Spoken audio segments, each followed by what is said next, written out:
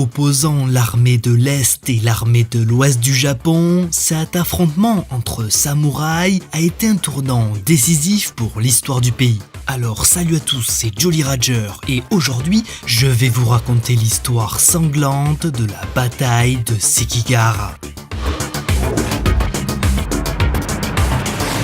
Au milieu du XVIe siècle, le Japon est divisé et endure depuis plusieurs années une période difficile d'agitation et de guerre civile.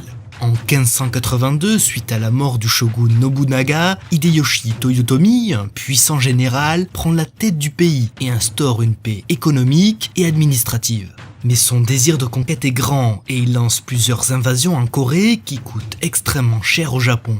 Ses troupes subissent de nombreuses défaites et que ce soit sur le plan financier ou sur le plan politique, le pays est au plus mal.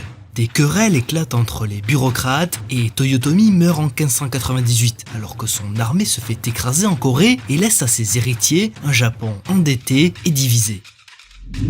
Son fils de 5 ans hérite alors du vaste empire et 5 seigneurs de guerre sont désignés pour l'épauler et le conseiller.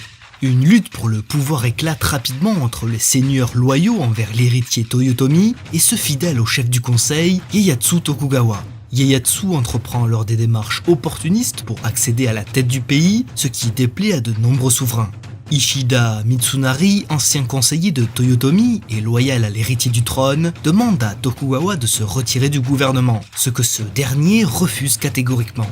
Le pays se divise alors en deux grandes armées, l'armée de l'Ouest, fidèle à Mitsunari, et les rebelles de l'Est, fidèles à Ieyasu Tokugawa.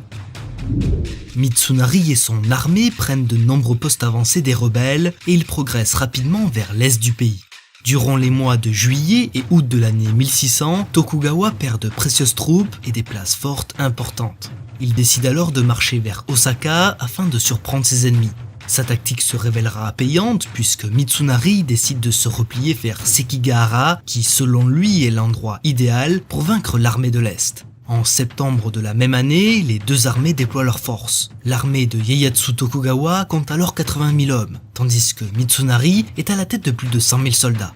À la fin du mois d'octobre, les deux armées se retrouvent face à face. C'est désormais certain, l'avenir du Japon s'écrira dans les plaines de Sekigahara.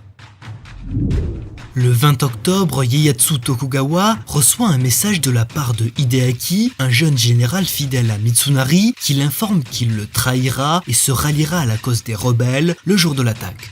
La bataille décisive de Sekigahara débute finalement le matin du 21 octobre. Un épais brouillard couvre la vallée et les deux armées éprouvent de grandes difficultés à prévoir le déplacement des troupes. Les premières attaques sont lancées par les rebelles de l'Est mais sont facilement repoussées par l'armée de l'Ouest. Mitsunari prend alors l'avantage grâce à ses cavaliers et ses arquebusiers en large supériorité numérique. Tokugawa attend avec nervosité la trahison de Hideaki qui lui donnerait la victoire, mais ce dernier refuse de bouger, rongé de stress par ce choix décisif. Ieyasu donne l'ordre de tirer sur l'armée de Hideaki pour le faire réagir, et celui-ci se voit alors obligé de prendre une décision. Le jeune Hideaki décide finalement de soutenir le rebelle Tokugawa, et son armée de 20 000 hommes attaque les troupes de Mitsunari.